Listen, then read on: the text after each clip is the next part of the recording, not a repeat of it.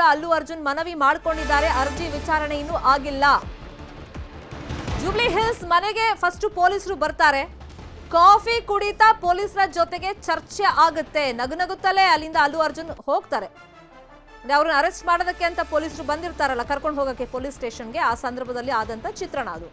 ರೇವತಿ ಸಾವಿನ ಕೇಸಲ್ಲಿ ಅಲ್ಲು ಅರ್ಜುನ್ ಅಂಡರ್ ಆಗಿದ್ದಾರೆ. ಬಂಧನಕ್ಕೆ ಬಂದಾಗ ಅಲ್ಲು ಅರ್ಜುನ್ ಬಿಂದಾಸ್ ಆಗಿ ಕಂಡ್ರು. ಡ್ರೆಸ್ ಚೇಂಜ್ ಮಾಡಬೇಕು ಅಂತ ಕೇಳ್ತಾರೆ, ಆದ್ರೆ ಅದಕ್ಕೆ ಪೊಲೀಸರು ಅವಕಾಶ ಮಾಡಿಕೊಡೋದಿಲ್ಲ. ಆದ್ರೆ ಕಾಫಿ ಕುಡಿದು ಅಲ್ಲಿಂದ ಆರಾಮಾಗಿ ಪೊಲೀಸರ ಜೊತೆಗೆ ಅಲ್ಲು ಅರ್ಜುನ್ ಹೊರಟಿದ್ದಾರೆ. ಸೊ ಇಂಥ ದೃಶ್ಯಗಳನ್ನ ನೋಡಿದಾಗ ಸಹಜವಾಗಿ ಜನಸಾಮಾನ್ಯರಿಗೆ ಒಂದು ಅನಿಸಿಕೆ ಬರೋದು ಸಹಜ. ಇವ್ರಿಗಾದ್ರೆ ಕಾಫಿ ಕುಡಿದು ಅಲ್ಲಿಂದ ಕರ್ಕೊಂಡು ಹೋಗಕ್ಕೆ ಅವಕಾಶ ಇರುತ್ತೆ, ಬೇರೆಯವರಾದ್ರೆ ಸೀದಾ ಎತ್ತಾಕೊಂಡು ಹೋಗ್ತಾ ಇದ್ರು. ಇಂಥದ್ದೆಲ್ಲ ಅಭಿಪ್ರಾಯಗಳು ಬರೋದು ಸಹಜ. ಆದ್ರೆ ಕಾಫಿ ಒಂದು ಕುಡಿಯೋಕೆ ಅವಕಾಶವನ್ನ ಪೊಲೀಸರಲ್ಲಿ ಮಾಡಿಕೊಟ್ಟಿದ್ದಾರೆ. ಬೆಳ್ಳಂಬೆಳಗ್ಗೆ ಡ್ರೆಸ್ ಚೇಂಜ್ ಮಾಡಬೇಕು ಅಂತಾರೆ, ಅದಕ್ಕೆ ಅವಕಾಶ ಮಾಡಿಕೊಡೋದಿಲ್ಲ. ಕುಟುಂಬ ಸದಸ್ಯರ ಜೊತೆಗೆ ಏನೋ ಪರ್ಸನಲ್ ಆಗಿ ಸ್ವಲ್ಪ ಚರ್ಚೆಯನ್ನ ಮಾಡ್ತಾರೆ. ಹೆಂಡತಿಗೆ ಸ್ವಲ್ಪ ಸಮಾಧಾನ ಮಾಡ್ತಾರೆ ಸ್ನೇಹ ಅವ್ರಿಗೆ.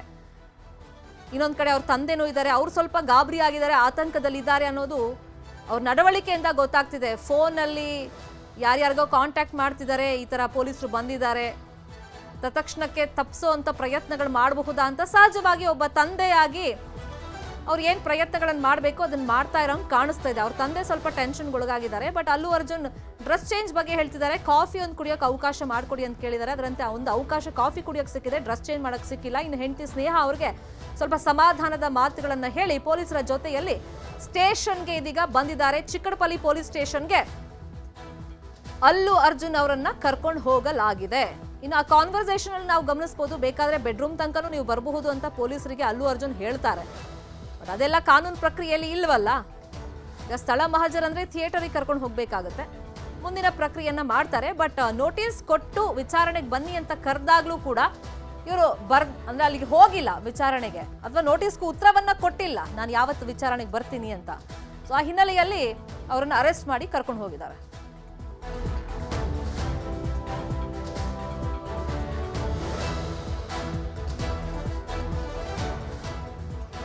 ಇದೇ ವಿಚಾರವಾಗಿ ಇನ್ನಷ್ಟು ಡೀಟೇಲ್ ಆಗಿ ಇನ್ಫಾರ್ಮೇಶನ್ ಕೊಡ್ತಾ ಹೋಗೋದಕ್ಕೆ ನೇರ ಸಂಪರ್ಕದಲ್ಲಿ ಕನೆಕ್ಟ್ ಆಗಿದ್ದಾರೆ ನ್ಯೂಸ್ ರೂಮ್ ಇಂದ ನಮ್ಮ ರಿಪೋರ್ಟರ್ ಮಂಜು ಆರ್ಯ. ಇಲ್ಲಿ ಮಹಿಳೆ ಪತಿಯೂ ಸೇರಿದಂತೆ ಬೇರೆಯವರು ಕಂಪ್ಲೇಂಟ್ ಅನ್ನ ಕೊಟ್ಟಿದ್ರು ಖಾಸಗಿಯಾಗಿ. ಈ ಕೇಸಲ್ಲಿ ಅಲ್ಲು ಅರ್ಜುನ್ ನೇರ ಕಾರಣ ಆಗಿರೋದು ಮಹಿಳೆ ಸಾವಿಗೆ. ಅವರನ್ನು ಇಮಿಡಿಯೇಟ್ ಆಗಿ ಅರೆಸ್ಟ್ ಮಾಡಬೇಕು ಅಂತ.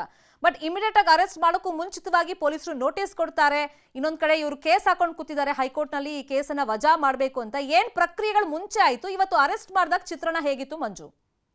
ಶರ್ಮಿತಾ, ಡಿಸೆಂಬರ್ 4ನೇ ತಾರೀಕಿನಂದು ವಿಶ್ವದಾದ್ಯಂತಲೂ ಕೂಡ ಅಷ್ಟೇ ಬಹು ನಿರೀಕ್ಷಿತ ಪುಷ್ಪ 2 ಚಿತ್ರ ರಿಲೀಸ್ ಆಯಿತು. ಈ ಒಂದು ಸಂದರ್ಭದಲ್ಲಿ ಫ್ಯಾನ್ಸ್ಗೋಸ್ಕರ ಅಂತ ಒಂದು ಪ್ರೀಮಿಯರ್ ಶೋ ಅನ್ನು ಕೂಡ ಅಷ್ಟೇ ಡಿಸೆಂಬರ್ 4ನೇ ತಾರೀಕಿನಂದು ರಾತ್ರಿ 9:00ವರೆಗೆ ಏರ್ಪಾಟ್ ಮಾಡಲಾಗಿತ್ತು. ಹೈದರಾಬಾದ್ನ ಸಂಧ್ಯಾ ಥಿಯೇಟರ್ನಲ್ಲಿ 9:00ವರೆಗೆ ಒಂದು ಶೋ ಕೂಡ ಇತ್ತು. ಈ ಒಂದು ಸಂದರ್ಭದಲ್ಲಿ ಸಾವಿರಾರು ಸಂಖ್ಯೆಯಲ್ಲಿ ಅಭಿಮಾನಿಗಳು ಆ ಒಂದು ಮೂವಿಯನ್ನು ನೋಡೋಕ್ಕೆ ಅಂತಲೇ ಹೋಗಿದ್ರು. ಈ ಒಂದು ಸಂದರ್ಭದಲ್ಲಿ ಸಂಧ್ಯಾ ಥಿಯೇಟರ್ನ ಮಾಲೀಕರಾಗಿರ್ಬೋದು, ಅಲ್ಲಿನ ಮ್ಯಾನೇಜ್ಮೆಂಟ್ ಆಗಿರ್ಬೋದು, ಯಾರೂ ಕೂಡ ಅಷ್ಟೇ ಸ್ಥಳೀಯ ಪೊಲೀಸರಿಗೆ ಅಲ್ಲು ಅರ್ಜುನ್ ಆ ಒಂದು ಚಿತ್ರ ವೀಕ್ಷಣೆಗೆ ಬರ್ತಾ ಇದ್ದಾರೆ ಅನ್ನೋಂಥ ವಿಚಾರವನ್ನು ಹೇಳಿರಲಿಲ್ಲ. ಈ ಒಂದು ಕಾರಣಕ್ಕೋಸ್ಕರ ಅಲ್ಲಿ ನೆರೆದಿದ್ದಂಥ ಅಭಿಮಾನಿಗಳು ಏಕಾಏಕಿ ಅಲ್ಲು ಅರ್ಜುನ್ ಮತ್ತು ಸಿನಿ ತಂಡ ಏನಿತ್ತು ಆ ಒಂದು ಸಂಧ್ಯಾ ಥಿಯೇಟರ್ಗೆ ಬಂದಂಥ ಸಂದರ್ಭದಲ್ಲಿ ನೂಕುನುಗ್ಗಲುಂಟಾಗುತ್ತೆ. ನೂಕುನುಗ್ಗಲು ಸಂದರ್ಭದಲ್ಲಿ 39 ವರ್ಷದ ರೇವತಿ ಮತ್ತು ಆಕೆಯ 9 ವರ್ಷದ ಮಗ ಕಾಲ್ ತುಳುಕೊಳಗಾಗ್ತಾರೆ. ಈ ಒಂದು ಸಂದರ್ಭದಲ್ಲಿ ಸ್ಥಳದಲ್ಲಿ ರೇವಂತಿ ಒಂದು ರೀತಿ ಉಸಿರುಟಕ್ಕೆ ತೊಂದರೆ ಆಗೋ ನಿಟ್ಟಿನಲ್ಲಿ ಆಕೆಯನ್ನು ರಕ್ಷಣೆ ಮಾಡುವಂಥ ಒಂದು ಕೆಲಸವನ್ನು ಕೂಡ ಅಷ್ಟೇ ಪೊಲೀಸರು ಮಾಡೋಕೆ ಹೋದರೆ ಆಕೆ ಸಾವನ್ನಪ್ತಾಳೆ.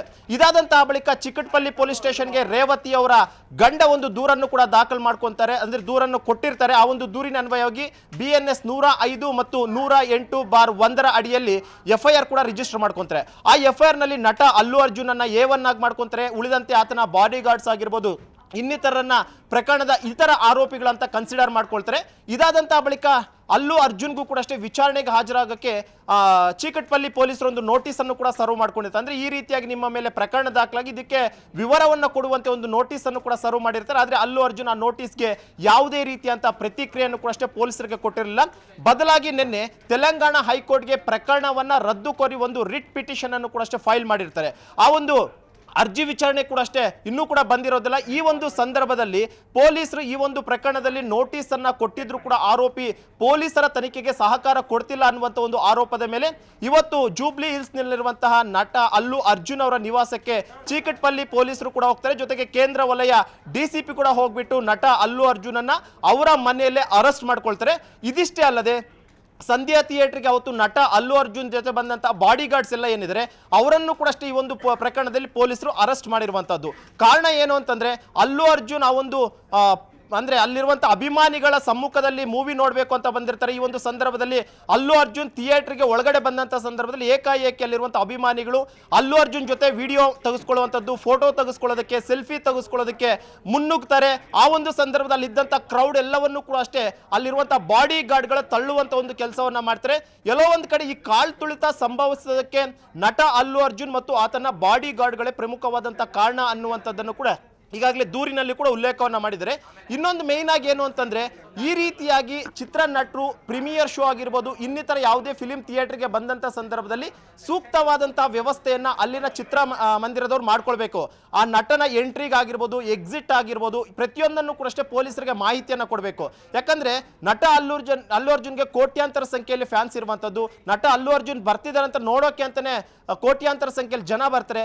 ಈ ಒಂದು ಸಂದರ್ಭದಲ್ಲಿ ಯಾವುದೇ ಅವಘಡಗಳಾಗಬಹುದು ಅನ್ನುವಂಥ ಒಂದು ಮುನ್ನೆಚ್ಚರಿಕೆ ಕ್ರಮವಾಗಿ ಆ ಒಂದು ಥಿಯೇಟರ್ನ ಮಾಲೀಕರಾಗಿರ್ಬೋದು, ಮ್ಯಾನೇಜ್ಮೆಂಟ್ ಆಗಿರ್ಬೋದು, ಸ್ಥಳೀಯ ಪೊಲೀಸರಿಗೆ ಒಂದು ಸ್ಕೆಚ್ ಅನ್ನು ಕೊಡಬೇಕಾಗಿರುತ್ತೆ. ಅಂದರೆ ನಟ ಅಲ್ಲು ಅರ್ಜುನ್ ಇಷ್ಟೊತ್ತಿಗೆ ಬರ್ತಾರೆ, ಇಷ್ಟೊತ್ತು ಥಿಯೇಟರ್ನಲ್ಲಿ ಇರ್ತಾರೆ, ಮತ್ತು ಅವ್ರು ಹೋಗೋದಕ್ಕೆ ಎಕ್ಸಿಟ್ ಪ್ಲೇಸ್ ಇದು ಅನ್ನುವಂಥದ್ದನ್ನು ಪ್ರತಿಯೊಂದು ಕೂಡ ಹೇಳಬೇಕು. ಅದನ್ನು ಪೊಲೀಸರು ಕೂಡ ಒಮ್ಮೆ ಹೋಗಿ ವೆರಿಫೈ ಮಾಡಿಕೊಂಡು ಅದು ಯಾವುದೂ ಕೂಡ ಅಷ್ಟೇ ಅಲ್ಲಿರುವಂಥ ಅಭಿಮಾನಿಗಳಿಗಾಗಿರ್ಬೋದು ಜನರಿಗೆ ಯಾವುದೇ ತೊಂದರೆ ಆಗಲ್ಲ ಅನ್ನುವಂಥದ್ದನ್ನು ಅವರು ಏನಾದರೂ ಓಕೆ ಮಾಡಿ ಅದನ್ನು ಗ್ರೀನ್ ಸಿಗ್ನಲ್ ಕೊಟ್ಟಂಥ ಸಂದರ್ಭದಲ್ಲಿ ಮಾತ್ರ ಅಲ್ಲು ಅರ್ಜುನ್ ಅಲ್ಲಿ ಬರೋದಕ್ಕೆ ಅವಕಾಶಗಳಿರುತ್ತೆ. ಅದರಲ್ಲಿ ಪ್ರಮುಖವಾಗಿ ಸ್ಥಳೀಯ ಪೊಲೀಸರಿಗೆ ಯಾವುದೇ ಒಂದು ಮಾಹಿತಿಯನ್ನು ಕೂಡ ಕೊಟ್ಟಿರೋದಿಲ್ಲ. ಅಲ್ಲು ಅರ್ಜುನ್ ಬರುವಂಥ ವಿಚಾರ ಆಗಿರ್ಬೋದು, ಚಿತ್ರತಂಡ ಬರುವಂತ ವಿಚಾರ ಆಗಿರ್ಬೋದು, ಯಾವುದನ್ನು ಕೂಡ ಅಷ್ಟೇ ಅಲ್ಲಿನ ಮ್ಯಾನೇಜ್ಮೆಂಟ್ ಅವರು ಪೊಲೀಸರಿಗೆ ಮಾಹಿತಿ ಕೊಟ್ಟಿರಲ್ಲ. ಬದಲಾಗಿ ಪೊಲೀಸರು ಪ್ರತಿ ಬಾರಿ ಕೂಡ ಥಿಯೇಟರ್ ನಲ್ಲಿ ಯಾವುದೇ ಫಿಲಿಂ ರಿಲೀಸ್ ಆದಾಗ ಏನ್ ಮೆನ್ನ ಬಂದೋಬಸ್ತ್ಗೆ ಅಂತ ಹಾಕೊಂತಾರೋ ಆ ರೀತಿಯಾಗಿ ಬಂದೋಬಸ್ತ್ಗೆ ಸುಮಾರು 10 ರಿಂದ 15 ಜನ ಪೊಲೀಸರನ್ನ ಭದ್ರತೆಗೆ ನಿಯೋಜನೆಯನ್ನ ಮಾಡಿದ್ರು. ಆದ್ರೆ ಏಕಾಏಕಿ ಯಾವಾಗ ಕಾಲ್ ತುಳಿತ ಆಗುತ್ತೋ ಇಮಿಡಿಯೇಟ್ ಆಗಿ ಅಲ್ಲಿರುವಂತ ಪೊಲೀಸರು ಕೂಡ ಅಷ್ಟೇ ಆ ಒಂದು ತಾಯಿ ಮತ್ತು ಮಗುವನ್ನ ರಕ್ಷಣೆ ಮಾಡುವಂತ ಒಂದು ಕೆಲಸವನ್ನ ಮಾಡ್ತಾರೆ. ಆಕೆಗೆ ಉಸಿರಾಟ ತೊಂದರೆ ಆಗ್ತಿದ್ದಂತ ಸಂದರ್ಭದಲ್ಲಿ ಆಕೆ ರಕ್ಷಣೆಗೆ ಕೂಡ ಧಾವಿಸ್ತಾರೆ. ಆ ವಿಜುವಲ್ ಅನ್ನು ಕೂಡ ನೋಡಿದ್ವಿ. ಆದ್ರೆ ಕೂಡ ಅಷ್ಟೇ ಚಿಕಿತ್ಸೆ ಫಲಕಾರಿಯಾಗಿದೆ. ರೇವತಿ ಅವತ್ತೇ ಸಾವನ್ನಪ್ತಾರೆ. ಮರುದಿನ 9 ವರ್ಷದ ಮಗ ಕೂಡ ಸಾವನ್ನಪ್ತಾನೆ. ಈ ಒಂದು ಪ್ರಕರಣ ಎಲ್ಲೋ ಒಂದು ಕಡೆ ದೊಡ್ಡ ಮಟ್ಟದಲ್ಲಿ ಚರ್ಚೆ ಕೂಡ ಆಯಿತು. ಯಾಕಂದ್ರೆ ಒಂದು ಕಡೆ ಕೋಟಿ ಹಣವನ್ನ ಪುಷ್ಪ 2 ದೋಚ್ತಾ ಇದೆ. ಈ ಒಂದು ಸಂದರ್ಭದಲ್ಲಿ 2 ಸಾವಿಗೆ ಕೂಡ ಅಷ್ಟೇ ಈ ಒಂದು ಫಿಲಿಂ ಕಾರಣ ಆಗುತ್ತೆ. ಇಮಿಡಿಯೇಟ್ ಆಗಿ ನಟ ಅಲ್ಲು ಅರ್ಜುನ್ ಕೂಡ ಮರುದಿನ ಒಂದು ವಿಡಿಯೋವನ್ನ ಮಾಡ್ತಾರೆ. 25 ಲಕ್ಷ ಹಣವನ್ನ ನಾನು ಪರಿಹಾರವಾಗಿ ಆ ಒಂದು ಕುಟುಂಬಕ್ಕೆ ಕೊಡ್ತಾ ಇದ್ದೀನಿ. ಮುಂದಿನ ದಿನಗಳಲ್ಲಿ ಆ ಕುಟುಂಬಕ್ಕೆ ಏನೇ ವ್ಯವಸ್ಥೆ ಬೇಕಿದ್ರು ಕೂಡ ನಾನು ಮಾಡ್ತೀನಿ ಅಂತ ಹೇಳಿದ್ರು. ಮತ್ತು ಚಿತ್ರತಂಡದಿಂದಲೂ ಕೂಡ ಅಷ್ಟೇ ಪರಿಹಾರವನ್ನ ಕೊಡಿಸ್ತೀನಿ ಅನ್ನುವಂಥ ಒಂದು ಮಾತನ್ನು ಕೂಡ ಹೇಳಿದ್ರು. ಆದ್ರೆ ಗಂಡ ಮಾತ್ರ ಇದು ಯಾವುದಕ್ಕೂ ಕೂಡ ಒಪ್ಪಿರಲಿಲ್ಲ. ಬದಲಾಗಿ ಕಾನೂನಿನಲ್ಲಿ ನಾನು ಹೋರಾಟವನ್ನ ಮಾಡ್ತೀನಿ ಅಂತ ಹೋಗಿದ್ರು. ಅದರಂತೆ ಚಿಕ್ಕಟ್ಪಲ್ಲಿ ಪೊಲೀಸ್ ಸ್ಟೇಷನ್ಗೆ ಹೋಗಿ ಒಂದು ದೂರನ್ನು ಕೂಡ ಕೊಟ್ಟಿದ್ರು. ಆ ದೂರಿನ ಪೊಲೀಸ್ ಎಫ್ಐಆರ್ ಅನ್ನ ಮಾಡ್ಕೊಂಡಿದ್ರು. ಎಫ್ಐಆರ್ ಆದಂತಹ ಬಳಿಕ ನೋಟಿಸ್ ಅನ್ನ ಕೊಟ್ಟಿದ್ರು ವಿಚಾರಣೆಗೆ ಹಾಜರಾಗೋಕೆ. ಆದ್ರೆ ಯಾವಾಗ ನೋಟಿಸ್ಗೆ ರಿಪ್ಲೈ ಮಾಡ್ಲಿಲ್ವೋ ಪೊಲೀಸರು ಇವತ್ತು ಹೋಗಿ ಅರೆಸ್ಟ್ ಕೂಡ ಮಾಡ್ಕೊಂಡಿದ್ರೆ. ಸದ್ಯಕ್ಕೆ ಹೇಳಿಕೆಯನ್ನು ದಾಖಲು ಮಾಡಿಕೊಳ್ಳುವಂತ ಒಂದು ಕೆಲಸವನ್ನ ಮಾಡ್ತಾರೆ. ಅಂದ್ರೆ ಅವರಲ್ಲಿ ಎಷ್ಟೊತ್ತಿಗೆ ಬಂದ್ರು, ಏನೆಲ್ಲ ಮಾಡಿದ್ರು, ಮತ್ತು ಯಾಕೆ ಈ ಒಂದು ವಿಚಾರವನ್ನ ಪೊಲೀಸರ ಗಮನಕ್ಕೆ ತರಲಿಲ್ಲ ಅನ್ನುವಂಥ ಒಂದಷ್ಟು ವಿಚಾರಗಳನ್ನು ಮತ್ತು ನಟ ಅಲ್ಲು ಅರ್ಜುನಿಂದ ಹೇಳಿಕೆಗಳನ್ನು ಪಡ್ಕೊಳ್ಳುವಂಥ ಒಂದು ಕೆಲಸವನ್ನ ಪೊಲೀಸರು ಮಾಡ್ತಾರೆ. ಇದಾದಂತಹ ಬಳಿಕ ಮಹಜರು ಪ್ರಕ್ರಿಯೆ ಏನಾದರೂ ಈ ಒಂದು ಕೇಸ್ನಲ್ಲಿ ಅವಶ್ಯಕತೆ ಇದ್ರೆ ಅಲ್ಲು ಅರ್ಜುನ್ ಅನ್ನ ಮತ್ತು ಆತನ ಬಾಡಿ ಗಾರ್ಡ್ಸ್ನನ್ನ ಎಲ್ಲಿ ಇವರು ಪಬ್ಲಿಕ್ನ ತಳ್ಳಿದ್ರು, ಅಭಿಮಾನಿಗಳನ್ನ ಎಲ್ಲಿ ಬಾಡಿ ಗಾರ್ಡ್ಸ್ ತಳ್ಳಿದ್ರು ಅಂತ ಹೇಳ್ಬಿಟ್ಟು ಅವರನ್ನ ಸಂಧ್ಯಾ ಥಿಯೇಟರ್ಗೆ ಕರ್ಕೊಂಡೋಗಿ ಮಹಜರು ಮಾಡುವಂಥ ಒಂದು ಕೆಲಸವನ್ನು ಕೂಡ ಅಷ್ಟೇ ಸ್ಥಳೀಯ ಪೊಲೀಸರು ಮಾಡ್ತಾರೆ. ಸದ್ಯಕ್ಕೆ ಅಲ್ಲು ಅರ್ಜುನ್ ಸೇರಿದಂತೆ ಅವರ ಒಂದು ಜೊತೆಯಲ್ಲಿದ್ದಂಥ ಬಾಡಿ ಗಾರ್ಡ್ಸ್ ಒಂದು ಇವರೆಲ್ಲರನ್ನು ಕೂಡ ಈಗಾಗಲೇ ಅರೆಸ್ಟ್ ಮಾಡ್ಕೊಂಡಿದ್ರೆ. ಸದ್ಯಕ್ಕೆ ಚಿಕ್ಕಟ್ಪಲ್ಲಿ ಪೊಲೀಸ್ ಸ್ಟೇಷನ್ ಪ್ರಕರಣಗಳಲ್ಲಿ ಈಗ ನೇರವಾಗಿ ಅಲ್ಲು ಅರ್ಜುನ್ ಇದರಲ್ಲಿ ಅವ್ರ ಪಾತ್ರ ಇಲ್ಲದೆ ಇರಬಹುದು, ಅಂದ್ರೆ ಆ ಮಹಿಳೆ ಸಾವಿಗೆ. ಬಟ್ ಅವರಲ್ಲಿ ಬಂದಿದ್ದ ಕಾರಣ ಆಯ್ತು, ಒಂಥರ ಪ್ರಚೋದನೆ ಕೊಟ್ಟಂಗಾಯ್ತು ಅಭಿಮಾನಿಗಳಿಗೆ ಕಾಲ್ ತುಳಿತ ಉಂಟಾಗೋದಕ್ಕೆ. ಸೊ ಈ ನಿಟ್ಟಲ್ಲಿ ಇಂಥ ಪ್ರಕರಣದಲ್ಲಿ ಯಾವೆಲ್ಲ ಸೆಕ್ಷನ್ಗಳನ್ನ ಕಂಪ್ಲೇಂಟ್ ಅಲ್ಲಿ ರಿಜಿಸ್ಟರ್ ಮಾಡಲಾಗುತ್ತೆ, ಕಾನೂನು ರೀತಿಯಲ್ಲಿ ಯಾವ ತರ ಕ್ರಮಗಳಿರುತ್ತೆ, ಕಾನೂನು ದೃಷ್ಟಿಯಿಂದ ಇಂಥ ಪ್ರಕರಣವನ್ನ ಯಾವ ತರ ನೋಡಲಾಗುತ್ತೆ ಮಂಜು? ಈ ಒಂದು ಘಟನೆಗೆ ನೇರವಾಗೋ ಅಥವಾ ಅಂದ್ರೆ ಪ್ರತ್ಯಕ್ಷವಾಗೋ ಪರೋಕ್ಷವಾಗೋ ಒಂದು ರೀತಿ ನಟ ಅಲ್ಲು ಅರ್ಜುನ್ ಕೂಡ ಅಷ್ಟೇ ಕಾರಣ ಅನ್ನುವಂಥ ನಿಟ್ಟಲ್ಲಿ ಈಗಾಗಲೇ ಕೇಸನ್ನು ರಿಜಿಸ್ಟರ್ ಮಾಡ್ಕೊಂಡಿರುವಂಥದ್ದು. ಹೊಸದಾಗಿ ಬಂದಿರುವಂತಹ BNS ಕಾಯ್ದೆಯಲ್ಲಿ 105 ಮತ್ತು 108/1 ಸೆಕ್ಷನ್ ಅಡಿಯಲ್ಲಿ 2 ಸೆಕ್ಷನ್ ಅಡಿಯಲ್ಲಿ ಕೇಸ್ ದಾಖಲು ಮಾಡ್ಕೊಂಡಿದ್ದಾರೆ. ಅಂದ್ರೆ ಎಲ್ಲೋ ಒಂದು ಕಡೆ ಗಾಯವನ್ನ ಮಾಡುವಂತಹದ್ದು ಮತ್ತು ಗಾಯ ಉಂಟಾಗೋದಕ್ಕೆ ಕಾರಣವಾಗುವಂತಹ ಒಂದು 108 ಸೆಕ್ಷನ್ ಕೂಡ ಹಾಕೊಂಡಿದ್ರೆ, ಇನ್ನೊಂದು 105 BNS ಅಡಿಯಲ್ಲಿ ಕೂಡ ಈಗಾಗಲೇ ನರಹತ್ಯೆಗೆ ಕಾರಣ ಆಗಿರುವಂತಹ ಒಂದು ಸೆಕ್ಷನ್ ಅನ್ನು ಕೂಡ ಈಗಾಗಲೇ ಹಾಕೊಂಡಿರುವಂತದ್ದು. ಅಂದ್ರೆ ಒಂದು ರೀತಿ ಪರೋಕ್ಷವಾಗಿ ಅವರು ಈ ಒಂದು ಘಟನೆ ಆಗೋದಕ್ಕೆ ಕಾರಣ ಅನ್ನುವಂಥ ನಿಟ್ಟಲ್ಲಿ ಈಗಾಗಲೇ 2 ಸೆಕ್ಷನ್ಗಳನ್ನು ಹಾಕೊಂಡಿದ್ರೆ, BNS 105 ಏನಿದೆ ಇದು ಈ ಒಂದು ಸೆಕ್ಷನ್ ಅಲ್ಲಿ 5ರಿಂದ ಜೀವಿತಾವಧಿಯವರೆಗೂ ಕೂಡ ಅಷ್ಟೇ ಶಿಕ್ಷೆ ಇದೆ. ಆ ಒಂದು ಕಾರಣಕ್ಕೋಸ್ಕರ, ಯಾಕಂದ್ರೆ 7 ವರ್ಷಕ್ಕಿಂತಲೂ ಕಡಿಮೆ ಶಿಕ್ಷೆ ಪ್ರಮಾಣ ಇದ್ದಂಥ ಸಂದರ್ಭದಲ್ಲಿ ಅದನ್ನ ಸ್ಟೇಷನ್ ಬೇಲ್ ಕೂಡ ಮಾಡ್ಕೊಳ್ಬಹುದು. ಆದರೆ ಇಲ್ಲಿ 5 ವರ್ಷದಿಂದ 12 ವರ್ಷದವರೆಗೂ ಕೂಡ ಅಷ್ಟೇ ಈ ಒಂದು ಶಿಕ್ಷೆ ಪ್ರಮಾಣ ಇರುವಂಥ ಕಾರಣಕ್ಕೋಸ್ಕರ ಪೊಲೀಸರು ಮೊದಲನೇದಾಗಿ ವಿಚಾರಣೆಗೆ ಹಾಜರಾಗೋಕೆ ನೋಟಿಸನ್ನು ಕೊಟ್ಟಿದ್ರು. ಯಾವಾಗ ನೋಟಿಸ್ಗೆ ಯಾವುದೇ ರೀತಿಯಂಥ ಪ್ರತಿಕ್ರಿಯೆಯನ್ನು ಅಲ್ಲು ಅರ್ಜುನ್ ಕೊಟ್ಟಿಲ್ವೋ, ಇಮಿಡಿಯೇಟ್ ಆಗಿ ಹೊತ್ತೋಗಿ ಪೊಲೀಸರು ಅವ್ರನ್ನ ಅರೆಸ್ಟ್ ಮಾಡ್ಕೊಂಡು ಬಂದಿದ್ರೆ ಈಗ ಹೇಳಿಕೆಯನ್ನು ದಾಖಲು ಮಾಡ್ಕೊಳ್ತಾರೆ. ಪ್ರಮುಖವಾಗಿ ಈ ಒಂದು ಇನ್ಸಿಡೆಂಟ್ ಬಗ್ಗೆ ವಿಚಾರ ನಿಮ್ಗೆ ಯಾವಾಗ ಗೊತ್ತಾಯ್ತು ಅನ್ನೋಂಥ ವಿಚಾರ ಆಗಿರ್ಬೋದು, ಆ ಒಂದು ಇನ್ಸಿಡೆಂಟ್ ಆದಂಥ ಸಂದರ್ಭದಲ್ಲಿ ನೀವು ಅಲ್ಲೇ ಇದ್ರಿ, ಯಾಕೆ ರಿಯಾಕ್ಟ್ ಮಾಡಿಲ್ಲ ಅನ್ನುವಂಥ ವಿಚಾರವಾಗಿರ್ಬೋದು.